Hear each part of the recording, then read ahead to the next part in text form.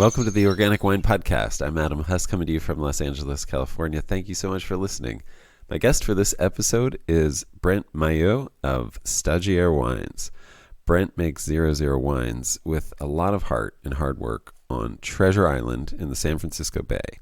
This year, Brent also organized and held the Wine From Here wine fair with the help of several other people, of course. I'm very impressed with the humility he embraces with the name of his winery, Stagiaire. The Apprentice. We never really graduate if we continue to seek and follow our curiosity and passion to make better wine. We will always have more to learn, and I love that Brent owns that with his brand. I also love Brent's desire for and commitment to honesty and bringing the highest level of integrity to his winemaking. And I, of course, value his promotion of and support of making wine a local, ecological, farm-to-table experience. Now, this episode has a backstory. We recorded an entire episode before this, which I decided not to release. I thought I had done a disservice to you and to Brent by drawing him out about some of the discouraging and frustrating aspects of being a winemaker today in California and elsewhere. However, in addition to those negative comments, there were some really good and practical and very helpful things as well, and tons of information and a fun conversation. So I've released this original conversation on Patreon as a subscribers-only content. If you'd like to support this podcast and listen to that previous conversation, the link to our Patreon channel where you can subscribe will be in the show notes and on the support page at organicwinepodcast.com. Also, as we recorded this episode, our connection was interrupted and dropped multiple times. Where I couldn't seamlessly splice these pieces together, I dropped in a little audio cue, those chirping birds, so that you'd understand this was one of those places where, unfortunately, I couldn't make a smooth transition. Having said all that, this episode is actually fantastic. Brent and I knew each other better the second time around, and we had a very thoughtful and positively focused conversation. I'm really happy to share this with you. Enjoy. Brent, welcome. Thank you again for doing this. Of course. Adam, no, thanks for having me on. Thanks for doing this again, because this is the second time that we're doing this. And the reason being that the first time I wanted to talk about these really specific things having to do with the financial difficulties of making wine and some of the challenges of what's going on with the natural wine world. And I feel like I led you down a path that just had us talking about all the problems and everything that's wrong with wine. And I really wanted to do a better job of letting you talk about why you love wine and why you make the wine that you do. And despite all of these challenges, you persist, and you still find yourself doing this with passion and joy, I think. Yeah. I don't know, you can let me know if that's true, but I think it's and true. then and I wanted to focus on that, like, because I think that's what I realize is, like, both you and I agree that there are, like, these massive challenges as well as problems, and yet both of us still really love doing it and continue to do it anyway. And we're either idiots or there's something more to it than that. And I think that something more to it is really exciting to me to talk about.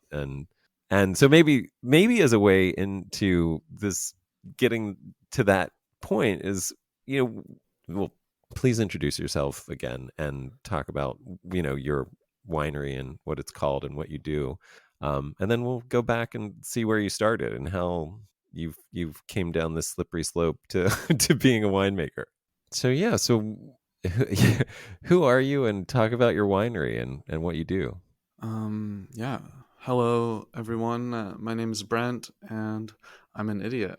So maybe it's prettier to think that I'm like an idiot savant, and that's maybe more generous or not, depending on how you think about it.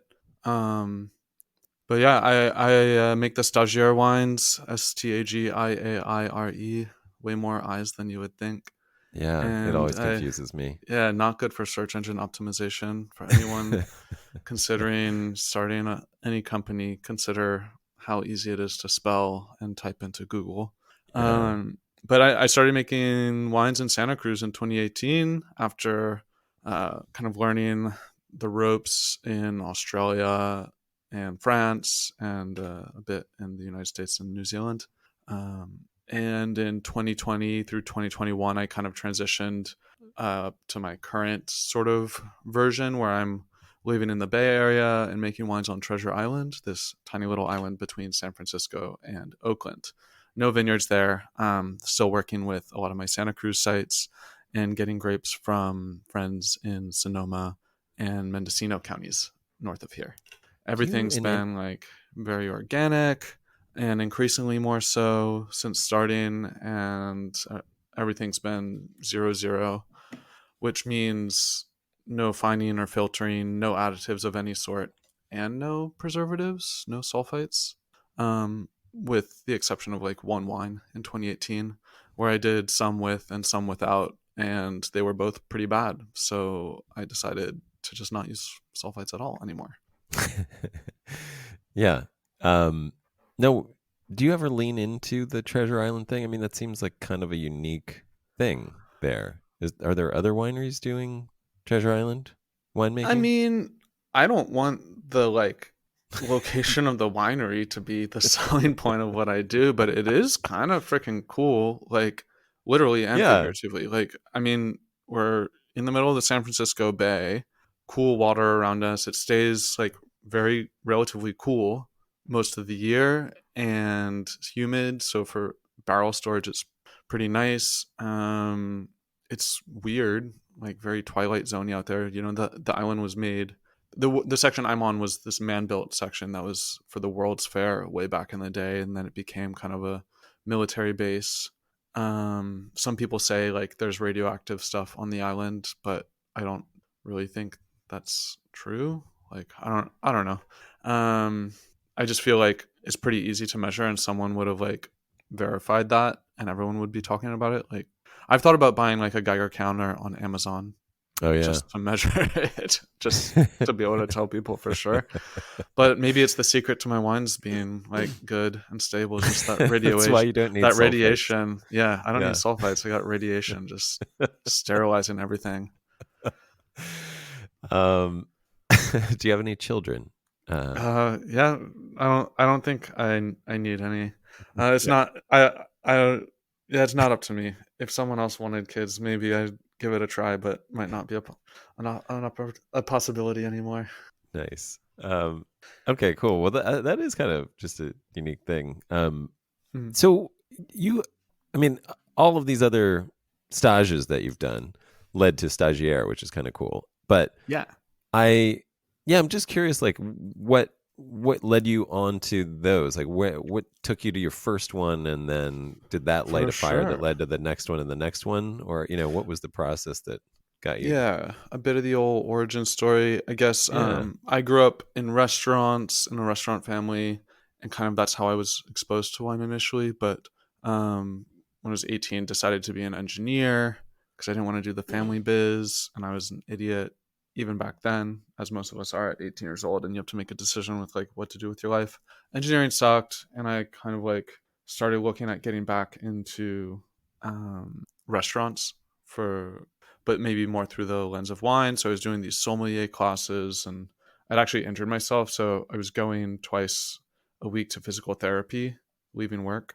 And when I was done with physical therapy, I just kept leaving work at the same time twice a week, but going to these sommelier association meetings in Houston, and learned a lot from kind of David Keck, who's an MS now. oh yeah. He was advanced at the time. Oh, because But that he was he a was good based. foundation. And now he's in Yeah, Vermont. yeah, he was based down there in that area where you're from, Hmm. generally speaking.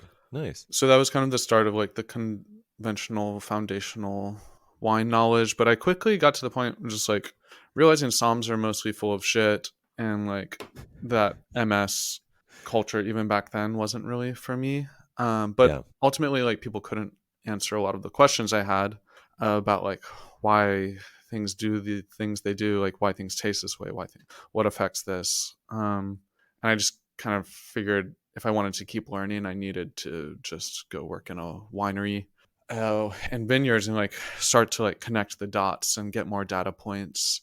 And because it is so complex, you know, that's why we nerd out about it. It's like so many variables, so many things that change. Like you almost can't really ever grasp your mind completely around it. You definitely can't master it, which was like one of the obviously things about the like quarter of master sommeliers, which I think they changed their name. Um, Yeah. but Good. so I got lucky, and I, in a depressive state, decided to quit my engineering job and signed on for a harvest gig at Flowers in Cazadero on the Sonoma coast. Hmm. And like definitely looking back, like I was very lucky. So I was working at their estate where they were growing Pinot and Chardonnay, and got to do everything. Had the winemaker at the time, Dave, and the assistant winemaker. I'm so sorry. Like they were like just massively dumped knowledge on me, and then the cellar team, like the cellar masters, and like kind of the head intern at the time, like they taught me like so much, just cellar skills, and it was a great working environment. And now Can like I ask you? Chantal, yeah. So you had what level of the court of sommeliers had you gotten to, or yeah? I was going down W set actually, but Oh, W set. studying with Okay, them. So I had three gotcha. and was working on diploma, but Got it. Okay. kind of gave that up. Which is, I Once mean, I at that started level, this, they're very similar. I think in the introductory, other than like the service aspect of the sommelier yeah, court is, something that WSET doesn't do. Um, but yeah, it's a yeah, lot of like tasting wines, blind tasting, talking about regions and grapes, yeah, and it's all European focused. yeah, And which is incredibly valuable. Like for me, at least, like I don't think you need it, but context and again, just information and understanding how people make wines there and how they taste and like what causes what and like climates, like kind of just helps me understand what I'm working with here. yeah, I think like more context is always good, not yeah, yeah. necessarily important, but for me, I, it helps. I'm digressing here, but to That's me fun. it's I now think of that training, especially WSET and Court of Psalms, as it's sort of like learning American history in elementary school in the 80s and 90s or whatever. Like That's you then actually, have to yeah, a very good you know what I mean? You analogy. have to Yeah, unlearn almost everything later on, because it's like it is a context and you do yeah. learn dates and numbers, but it's like you now realize how one-sided it is and how Yes. how You inadequate. talking about I W set. I was just comparing WSET and Court of Master Psalms to learning American history in elementary school. Yeah, you kind of like learn why it was what you learned and the Right, context right. there, and then you can start to explore. And also, it's yeah, you learn the rules in order to break them and Right. learn how to break them, I guess. Yeah. Well, it's also, I mean, I guess in a real, I'm going deep here, but in It's a okay. fundamental way, it, it defines what wine is before you even have asked the question of what wine is. And so we end up, wine ends up being this thing made with European grapes all over the world, as opposed to being, you know, l- local fermentations of whatever is Right. ecologically, Right. available in your area, and finding that culture and beauty wherever you are, rather than just exporting a European grape fermentation culture all around the planet.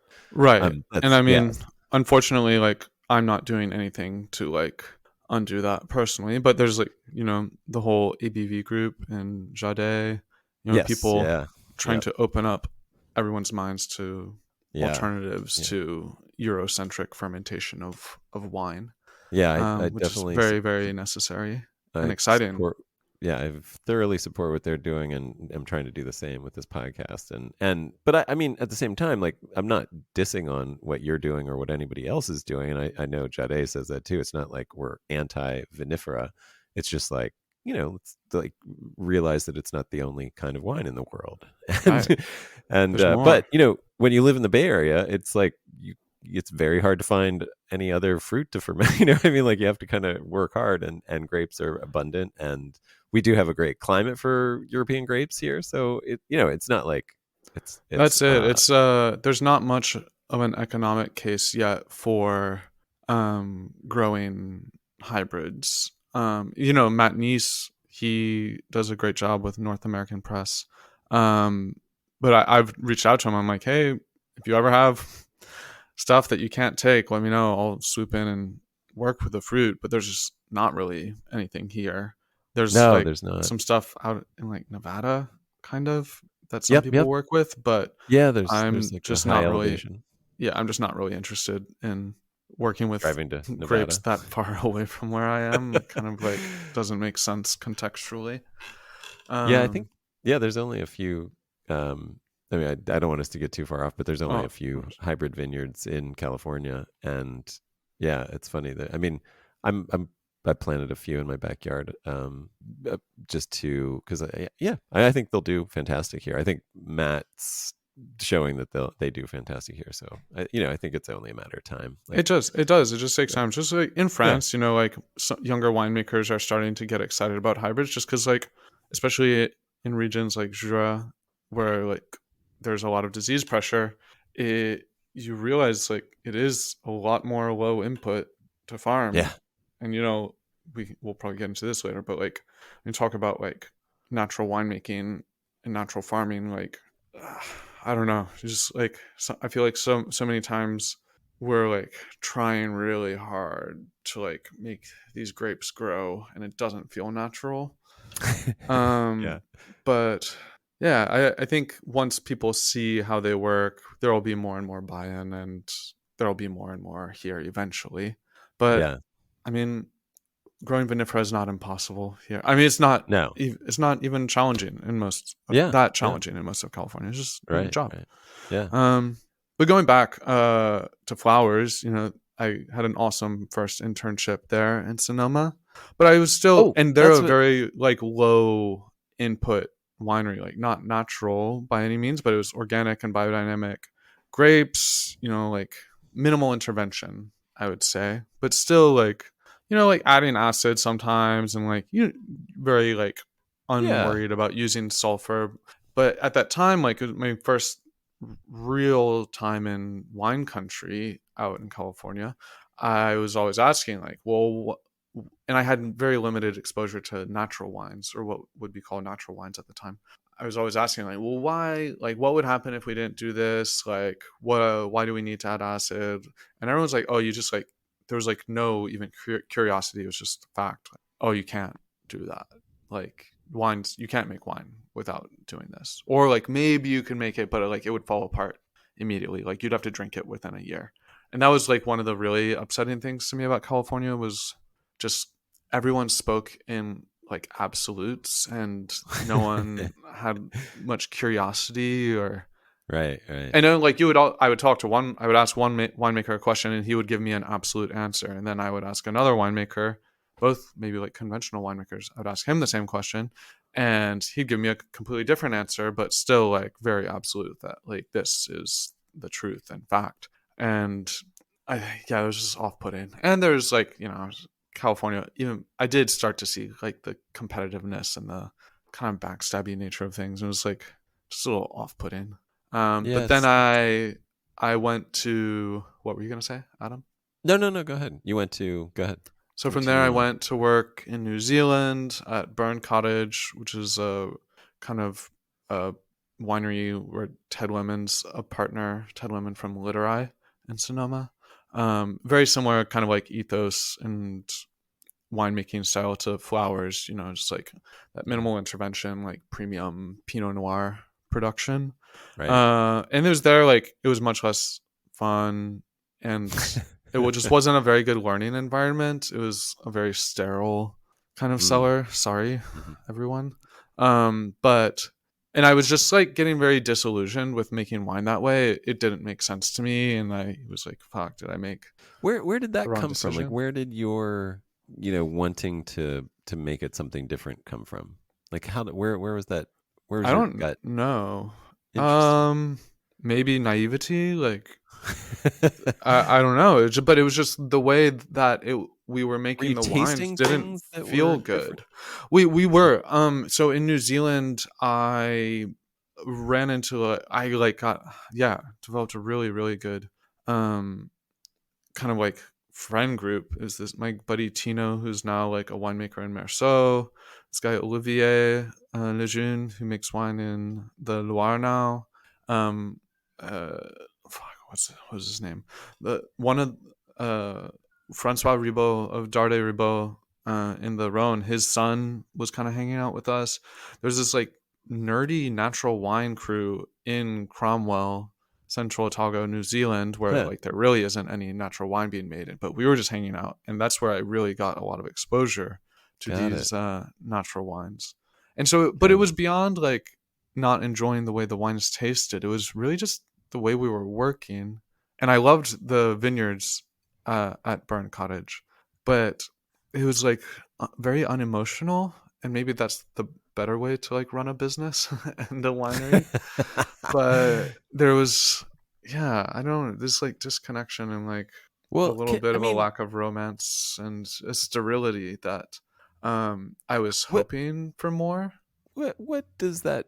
I mean, how does that translate into what you're actually seeing and experiencing in a place? Like, how do you find? Well, let me ask it a I different way.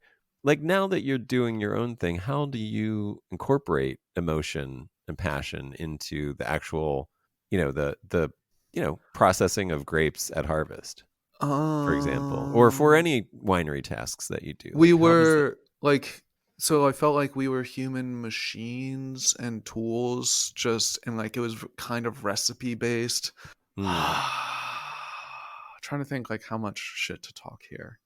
Well, you don't have to. Um That's why I asked it more of like, what are you doing now well, it that was, I that will, I scratches don't that mind itch getting for into you? it, but it was like, so Ted Lemon, like I love the literary wines and like some of the Burnt Cottage wines, really really cool, and honestly like formative to like my the way I make wines now. But Ted would be like making winemaking decisions and viticulture decisions from California just based on like photos and numbers, and it was this very like Mm. disconnected thing. And then like there wasn't a good like culture of like learning in the winery. Like we didn't really get to taste anything. We were just like pump over tools. Like I would literally just do pump overs like all day long. Oh, okay. um Yeah. and yeah, it just like we were machines and someone had this formula for making the wines, and like it was formulaic and like a little passionless.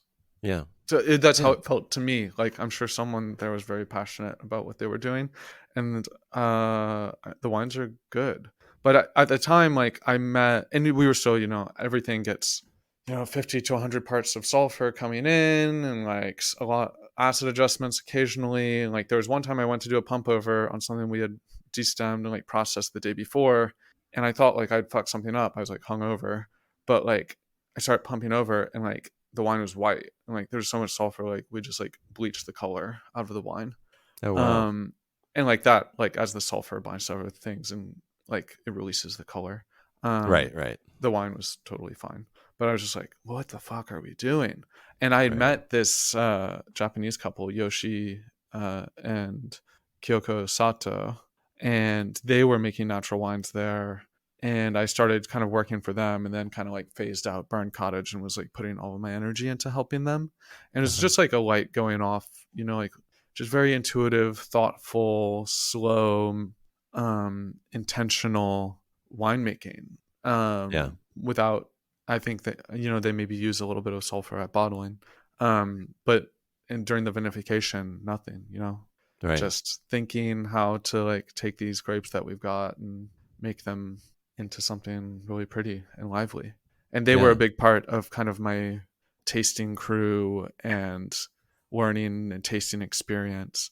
And they also kind of connected me with people in Australia and France and got me moving on along that sort of stage path. Do you want me Yeah. to talk about that really quickly? Yeah. Yeah. I Yeah. don't want to spend too Yeah. much time on like the bouncing around, but it was like, I guess, yeah, Well, it's yeah. it What all are the like adds up. highlights that?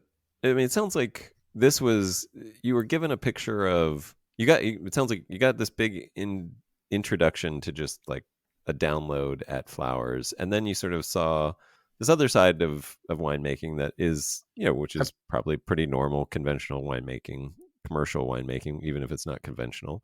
All right, so then you went to France. What were the big, where were you, and what were the big learning lessons? Like, what was the next, how did your mind change while working in France?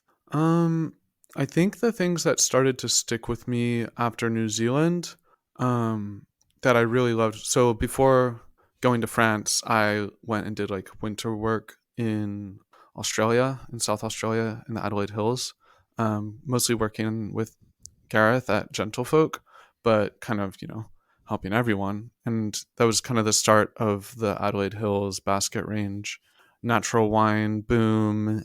And it was just very exciting and lots of amazing people kind of doing individually great things, but working together. And I just kind of saw a vision of like a community that I really wanted for myself. I realized it was Mm. something that I cared a lot about.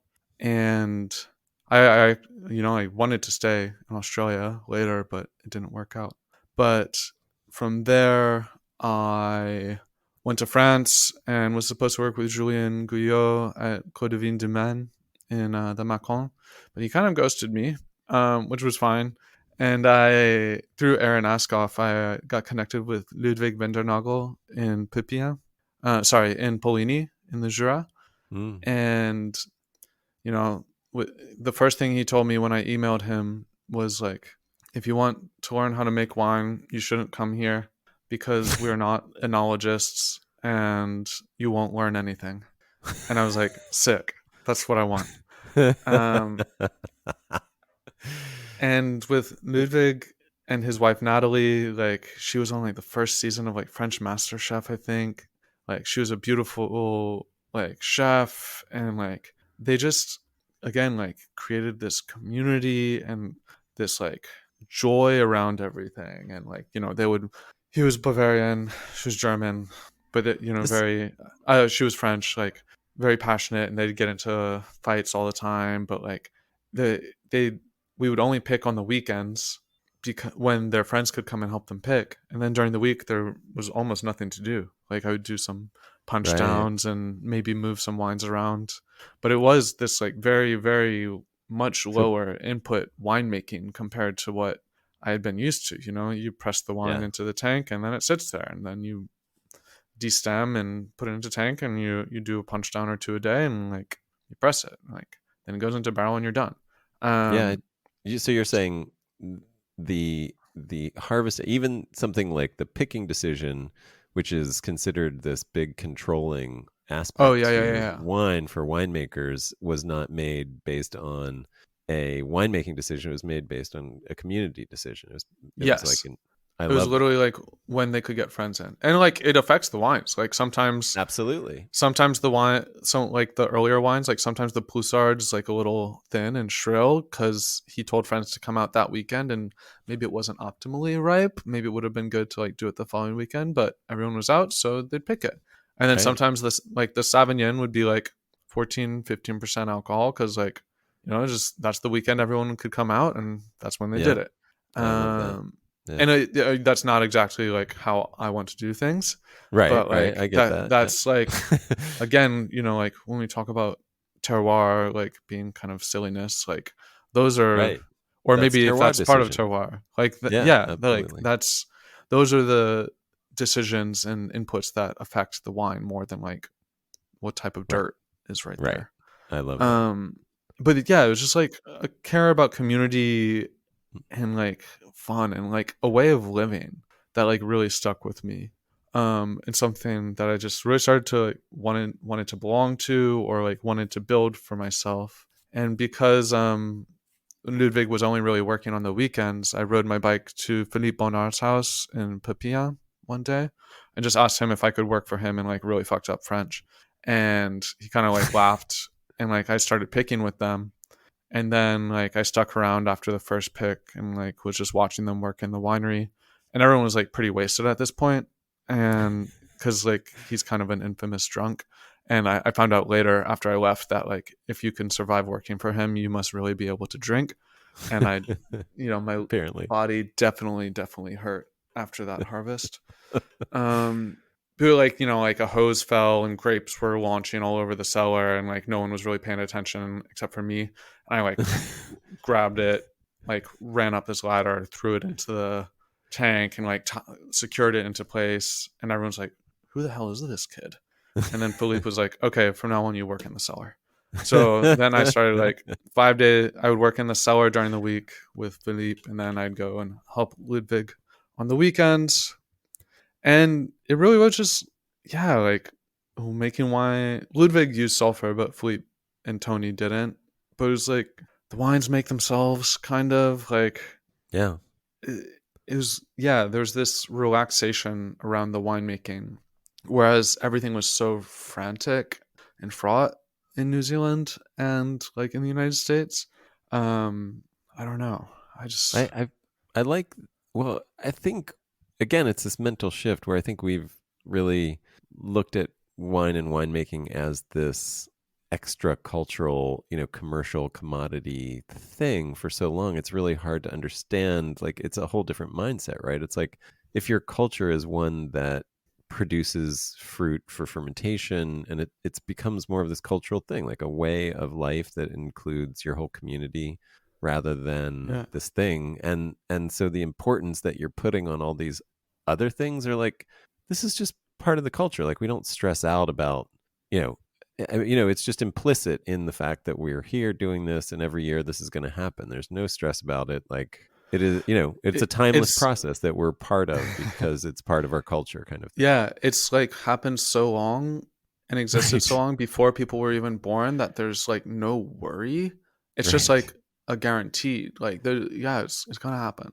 But no, Right. the sense of community though is like incredible. Like people from everyone from town would come out and just help. Yeah. And like all the old guys, like some of Philippe's dad's friends, some of Philippe's friends, Tony's friends, they just hang in the cellar, like sometimes helping, most of the time just drinking. But like people wanted to be part of it. And I am like Right. pretty happy and like so thankful. Like here in the Bay Area, we have like a great wine community and people show up to help me pick. I'm never stressed. I just know it's going to happen. Like I ask friends, like, hey, who wants to come hang out? And label or bottle, disgorge pet nuts, pick some grapes, and we're starting to have more and more of this just excitement and like acceptance that is just like part of our life here is Right. showing up and squishing grapes and making wine. I love So it. that was kind of, yeah, just the stuff that I saw there that I wanted to like. I didn't know where I wanted to be. Stagiaire, the name like implies this kind of like always learning and like sense of impermanence and transitions. I landed in Santa Cruz and now I'm in the Bay, and I don't know where I'll be next. But kind of just, I always want to have a good community around me. Well, this is like I think I was going to ask you some questions that tried to dissect I think where your head and your heart are with regards to winemaking, but it sounds like a much more holistic thing. I mean, what can you put into words like what is important to you about the way that you make wine for Stagiaire, your winery? Yeah, and I think I see a way to also transition more into like some other topics we wanted to get into. But Yeah, please um, go for it. the way I make wine and what's important, um, it's like, I mean, the way I make wine doesn't seem interesting to me, but like maybe it's interesting. I don't know. Like I love making wine, and it's like wine making and the craft is like my favorite thing. But then, like Ludwig would say, it's just like when you think about it, like someone coming to learn, I don't feel like I'm doing anything crazy. Like I come up with some like neat techniques to try to achieve like textures and structures and feelings and emotions that I want to capture. And like maybe I'll like finagle some tools to do it rather than buying something expensive, but it's pretty low tech. I've just always wanted to work with really good grapes and well farmed grapes, things that Hmm. like take care of the earth. And then I just don't want to put anything into the wines. I just want it to be this honest, simple, transparent, like literally and figuratively, uh, beverage. Um, and then I think like when I started, I was definitely more like maybe going through like the equivalent of like the angsty, obnoxious, like 13-year-old atheist. Like that's just like won't shut up about it. And like that's how I was with like sulfur free winemaking and being 0 0 and being natural. And now I don't really care so much like what other people do and like how people like greenwash or co-opt those terms. I think I'm really interested in, yeah, just kind of like a balanced life for myself. it was really, really hard kind of getting started and being working the way I do and getting started, like with nothing, kind of naively, and honestly looking back on it, a lot of naivety and probably luck. Um, I was, like working at a bakery, and then I'd go from the bakery to the restaurant, and then the next day I'd wake up and go to work for someone else's vineyard. Then I'd work in my vineyard, and like I just kind of, it was a lot to kind of get things going from nothing. Like I kind of was just doing whatever I could, whatever felt good, and then but also what I needed to do to survive, and keep money going into the company to keep the company growing, the winery growing, to get to a point where it would eventually be kind of like self-sustaining. Um, just long weeks, like easily 60 hours a week every week, rarely days off. And like that's outside of harvest. During harvest, it would be a lot more. Yeah. Uh, and I kind of just last year ran myself into the ground finally, and started having really bad like physical and mental health problems. And so now I've kind of just been trying to. Luckily, I've gotten Stagiaire to the point where it is, I think, like sustainable. Like not really paying myself off of it yet. I think I'm going to start next month drawing some money out, but um looking at how to center myself and the business in a more sustainable way, and like Yeah. maybe not permanent, but like just trying to slow down and like take the time that I've never had before to like actually pick my head up and look at where I'm going and steer the ship Yeah. and decide where I want to go physically, like geographically and stylistically with the wines. Yeah. um, Dialing in fruit sources. I'm not really farming anything this year. The last vineyard that I was still taking care of last year, I'm just kind of working with the owners and helping them, giving them like directions with the farming. But I had already trained up one of their employees last year, and been working with him and another guy to kind of make sure things are being done well. And I'm taking all the fruit this year, but just going to be buying the grapes from them.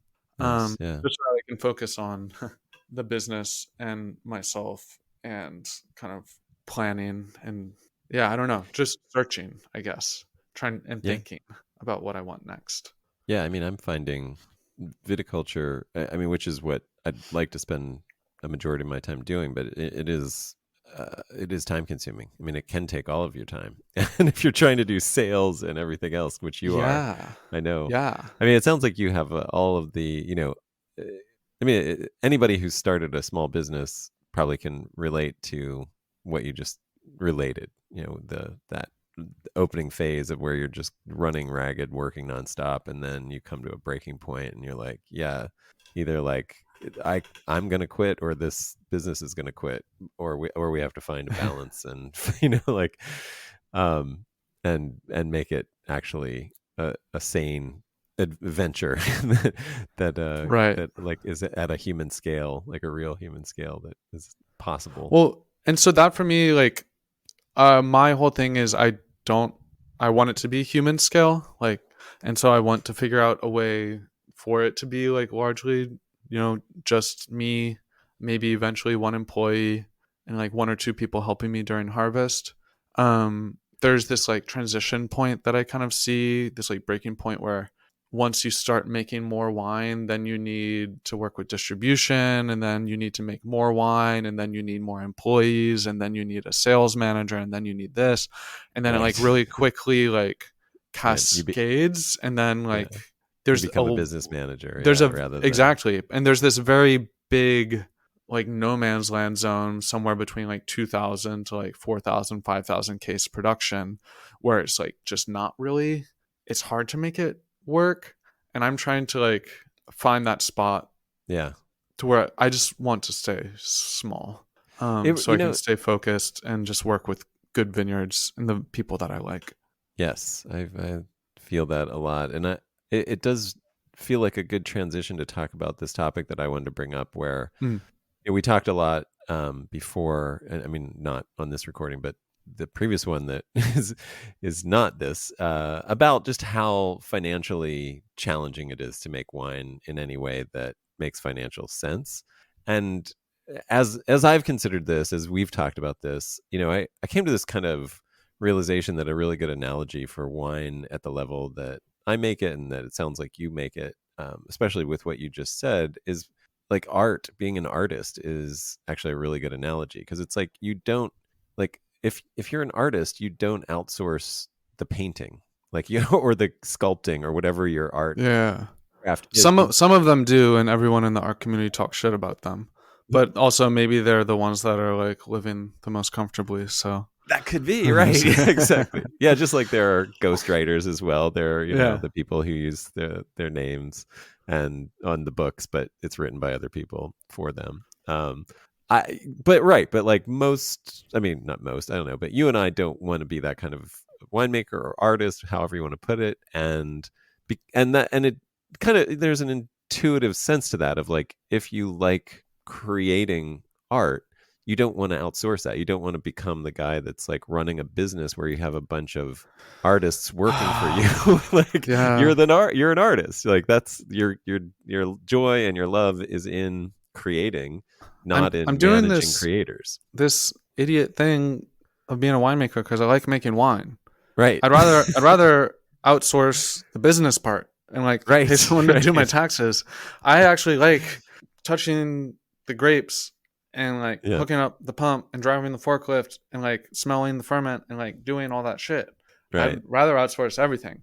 Right. But like it's, and this also transitions into this brings up another topic of like custom crush winemaking, which a bunch of my young winemaking friends, where I used to be upset about people making not natural wine and saying they made natural wine. Now the topic is like this is the topic just among small winemakers, but like custom crush wine brands where people don't really make the wine at all. Right. Like right. show up at events and pour the wines, and they're not, I don't know, the business card says they're the winemaker, but I don't know. Are they the artists, or like if someone else did the sculpture? I don't know. Well, but we wanted to talk more about money, I guess. And well, I mean, more, why do we do it despite this?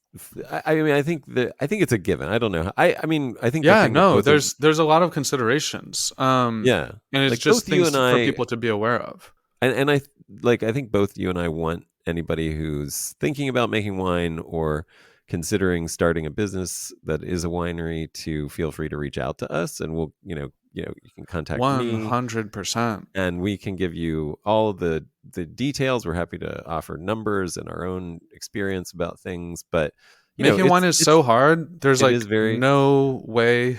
Yeah. There's no recipe I can give you, and if there was, I would want it for myself to like success. Right. So like I've had people that have been incredibly generous with me, like especially on the business side. Like I feel like I learned a lot from like Megan from Margins, and then Alex Pomerantz from Subject to Change, like big supporter, and like incredibly generous with time and knowledge, and the Leiloon guys as well, Shant and Diego. Nice. Also, I just like talking about wine stuff, so literally always happy to chat. Hit me up on Instagram or shoot me an email or something.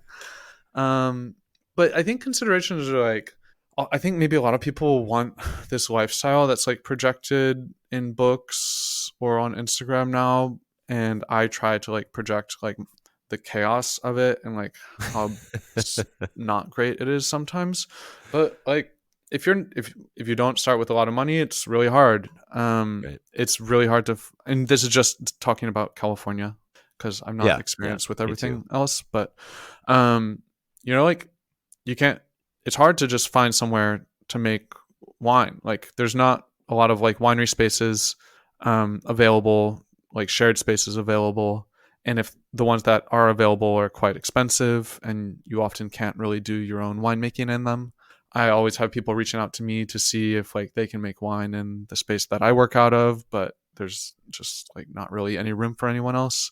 Yeah. And you are going to go through this phase of like the first year you make wine, it takes a lot of money to buy grapes and buy barrels and whatever equipment you need, and then buy bottles, and then buy the closures, and then buy the labels, and then store the wines, and then ship the wines out to accounts, and then wait well, wait however long for the wines to be ready. And then once you're selling them, wait for people to pay you. And then it's probably like the next harvest already, and you're barely getting paid for the Yeah. wines from the first year. And you've Yeah. already got If to you're buy lucky. equipment and buy grapes again. And Yeah. so the cash flow is never great. So you're kind of having to do these side jobs to pay your own rent and your winery rent and give this constant like influx of capital to the business so that it can grow, so that you can eventually hopefully live off of it. And is it, it is, I guess, a common like small business thing, but it seemed like maybe just my situation was very fraught and painful. And like I really wouldn't wish what I went through on most of my worst enemies. Maybe my like worst enemies. I just kidding. I don't really have any enemies that I know of. Um, but I would sometimes get down and I feel bad. Like some people kind of like called me out for like people had come. It was kind of a joke, but like people would come to me asking for advice, and the first thing I always tell people, half as a joke, is just like, don't do it. Right. Like Right. it sucks. It's so fun. I love it so much, and especially where I'm at now, I'm like starting to be like healthy and happy, like in general for the first time in a while. It's gonna be hard for a long time, and it's likely that it's gonna be hard forever. And it's like statistically, just there's not a lot of people really making it in California, making wine on a small scale. Right. When I hang out with my winemaking buds, like we nerd out on viticulture and winemaking, but most of the time we spend talking is like figuring out how to make money and figuring out Yeah. alternatives to like distribution and Yeah. like scheming and like, sharing resources. Like it's surprising. Like Yeah. a lot of my thought right now goes into like, how do I like make more money for the same amount of wine that I'm making right now? Yeah. So it is like you say, I think it's good to think of it as like an artistic kind of pursuit. And it is that maybe artist lifestyle. I feel kind of gross saying this, like, I don't know, like I'm sitting in a cafe smoking cigarettes in Paris, but there, you're not going to like, It's not a it's, pretentious artist lifestyle. It's a real yeah, like, thing. like well, just like like what it's good to be realistic about like the amount of work that it's going to take no. and how likely it is to like make a lot of money, or Yeah. rather it's likely that you're not ever going to be making a lot of money. And Right. like also that's okay, but you just have Right. to be realistic and intelligent. And like so where I'm at now is I'm working towards like trying to have the winery and the vineyards and where I'm living all much closer to each other. If you had one piece of advice for somebody that you think is the most helpful thing to prepare them, or at least to get them heading in the direction of success potentially, what would it be? And I guess I don't know. I'll let you answer that first. But everything that you were saying, it was reminding me that you were talking about like you used to get criticized because you would discourage people from becoming winemakers, like don't do it. And it's funny. I've written an article called "Why You Should Not Make Wine at Home." So like discouraging people from doing home winemaking. But I know you and I have talked and been like that actually Yeah. might No, like be a really I good outlet. yeah. It was kind of, it's a tongue in cheek article because it's more about just like, the amount of time and energy and money that you will spend to make some really bad wine in your apartment.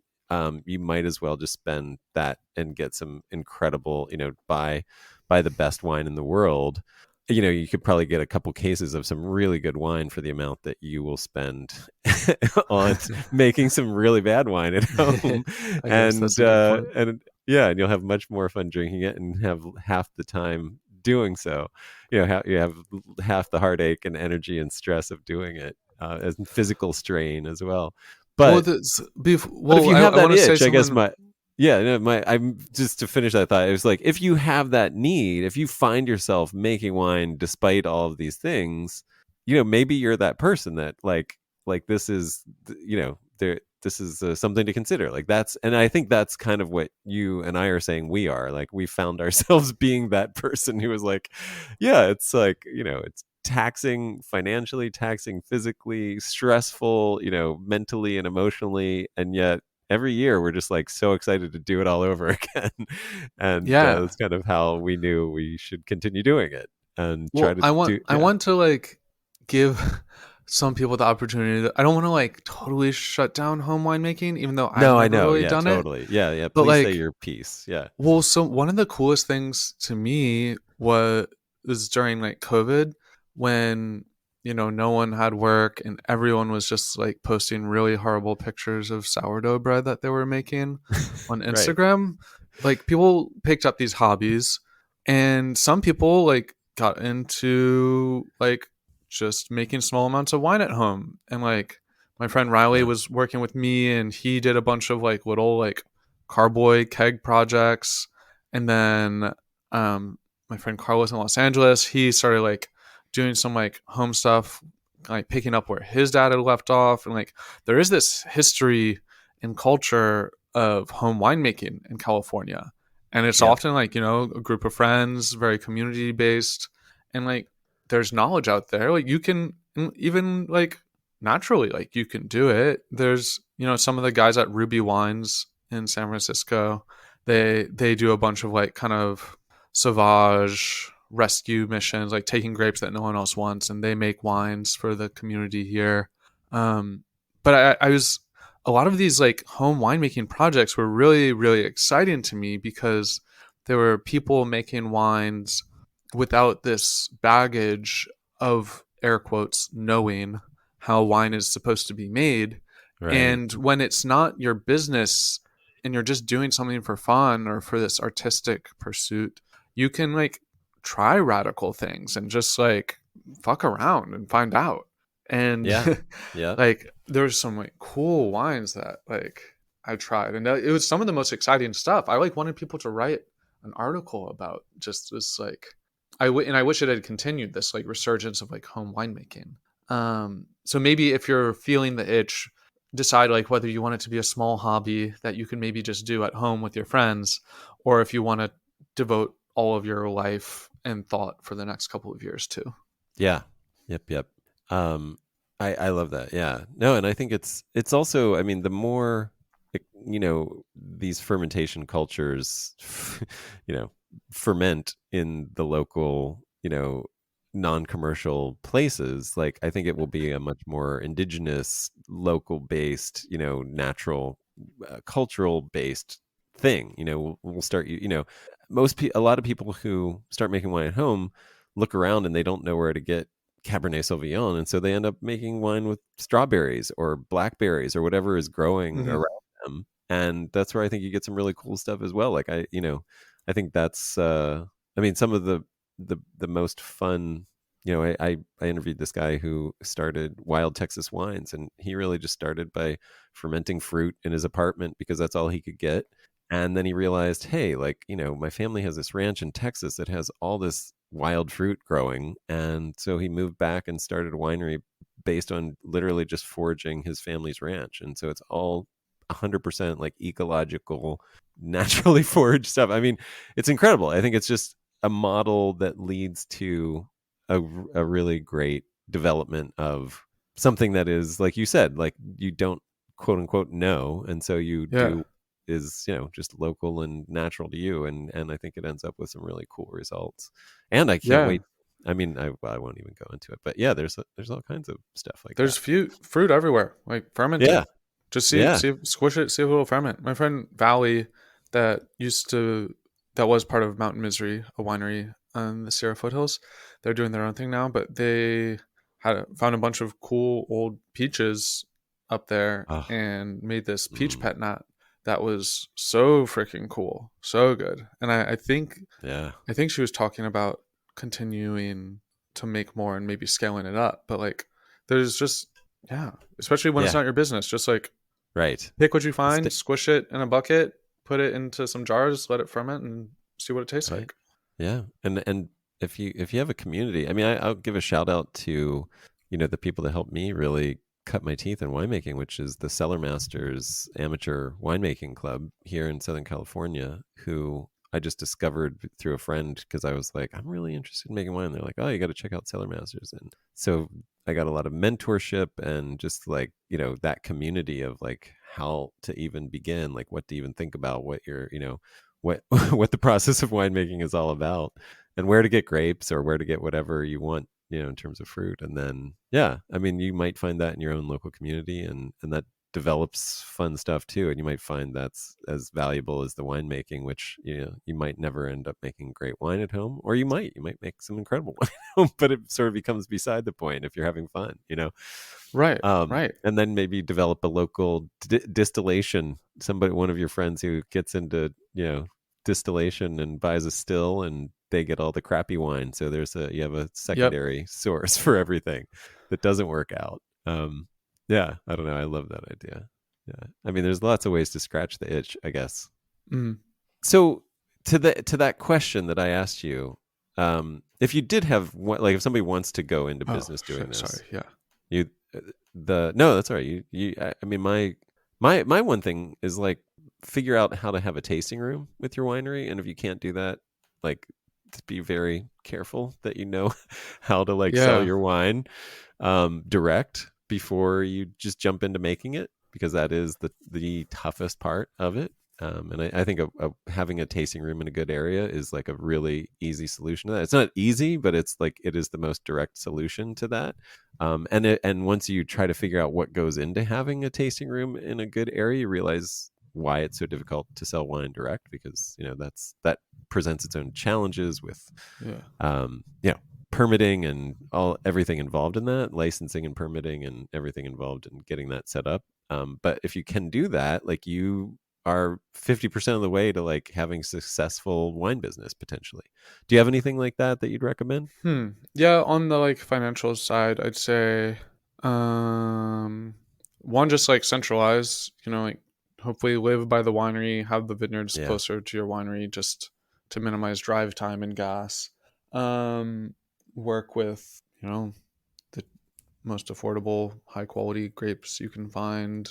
And then yeah, the tasting room, figure out ways to like focus on direct to consumer sales. So there's kind of three tiers of sales. You can sell wine directly to a consumer at essentially retail price, or you can sell it wholesale to a shop or a bar, which is maybe like 40% less.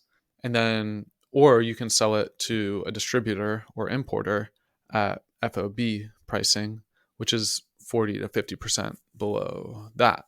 Right. Um, I don't know. I'm messing those numbers up a bit, but it's another step down. Um, Yeah. and so you kind of want, if you're not making a lot of wine, you want to maximize direct to consumer sales. If you're going to try to scale and be a massive sort of bigger winery, you're going to need to rely on distribution a lot. And your margins are smaller, but your volumes are greater. So the question, that I wanted to get your thoughts on was where, in terms of where wine is right now in the world and what you see as you survey the landscape that is, our current wine industry, where do you think the biggest opportunity to improve our ecological impact is, and be a more beneficial force in the world? um, well, I'm not a like scientist, so I don't like know the biggest one, but like the like bigger low hanging fruits that I see are like, packaging and bottle recycling, Yeah. or just like, how bad bottles are. And I know you've talked about that on the podcast. Yeah. Um, and then, maybe just talking more like on the natural wine side of things, but like, farming always and organics always kind of like, there's always more to be done. And a conversation I was having with someone about like just setting ourselves apart and like standing for something was like, and like, like people co-opting natural wine. And I was like, well, we kind of co-opted natural wine because like people in France started making natural wine a long time ago. And what they were doing was like kind of radical, was this like pushback against like again, like it's easier for people talk about like using sulfur or not using sulfur, minimal sulfur, but like the big change ecologically and environmentally was like the pushback against chemical agriculture, Right. like chemical fertilizers, Roundup, everything that was developed after the World Wars. Like that's how farming was through the 70s, 80s, and it was a big deal to switch to organics. Right. And like a lot of those, that the kind of later generation, or like the guys that are getting older now, that we really like in France, we'll just say, they're organic farmers, but like they're not really pushing that envelope anymore, and they don't necessarily need to. Like they've done like really good work, but now the next step, I think, for the younger generation is to like really push agriculture even further, like into regenerative farming practices and like just really long-term sustainability, and like thinking about the yeah long-term vision of the planet, not thinking like about tomorrow, but years and generations down the way. Yeah. Like organic farming simply is like don't spray chemicals, but we're often still Right. like doing lots of tilling and other things that aren't necessarily building up soil or capturing carbon. And there's a lot of opportunities for us to, I think, take, bottom of the barrel, like basic organic viticulture and really upgrade it. And that's a way to, if we want to talk about the environment, like I think that's something important, more so than like filtering or not filtering, or putting sulfur in the wine or not putting sulfur into the wine. Yeah. Yeah. Um, With you and on then, that. these are all like things that are hard to talk about, because the reason we talk about sulfur is because it's a very easy conversation to have, and like people Yeah. understand it. It's like, oh, sulfur's bad, I should ask if there's sulfur. The answer is yes or Right. no. But Right. like no one wants, and that's like a 10-second conversation. No one wants to have the conversation where they're like, so tell me about the farming. I'm like, well, in this vineyard normally it's not irrigated, but we did irrigate a bit this year because we're in this like 4-year drought, and I make compost tea to like favor fungi more so than bacteria, and I spray that during the winter when it's raining because I feel like it gets into the soil more. And I do horsetail teas mixed in with whatever like more off the shelf organic spray I am going to be doing early season to mitigate powdery mildew. And then I transition to this, and like people's eyes glaze over. And then like you start talking about sheep and tilling and mowing, and people are like, what? I just want to know if I'm doing the right thing. Like I think the consumer is never really going to be able to like care about that, maybe, or very few will. Yeah. And I think what's important is like people that are actually like in the industry, buying for restaurants and shops and bars. I think they should be educated and should be like pushing for thoughtful farming Yeah. and mindful farming and mindful working, because they're in the industry and they should be Yeah. understanding and researching and learning and Yeah. caring, hopefully, I, yeah. Well especially if said. they're working in natural wine. Well said. Well, before we get cut off again, what yeah, how can people find out more about Stagiaire and get your wines? Like, what's your process? I know you have it's not just people can just buy your wine anytime. Can you talk a little bit about that? And also, well, yeah, let's answer that question first. Yeah, yeah, yeah. I'm I sell I sell directly in California. So like, I mean, most natural wine spots in California carry my wines when they're in stock, and if they don't, ask them to buy them. And they know who I am and they can reach out to me. Um, I sell stuff online a couple times a year when I have new releases, and I'm planning my first kind of like winery event, pickup party release thing right before harvest this year. So if you're in the Bay Area, you'll be able to like come out, drink, buy some bottles. And yeah, you can also, outside of when I'm shipping online, like I don't know, if you want something, I can usually put together a 6-pack or a 12-pack to ship to you if it's not too hot. It's too hot now, but Yeah, outside of peak hot years, I can usually ship a case. we're almost in. It's. I think it's going to be the solstice tomorrow or the next day. Whoa. I know. I'm excited. One of my pagan rituals of the year. Um, so speaking of pagan rituals, you did a wine fair this year. Can you talk about Uh, that as well? was that a pagan ritual?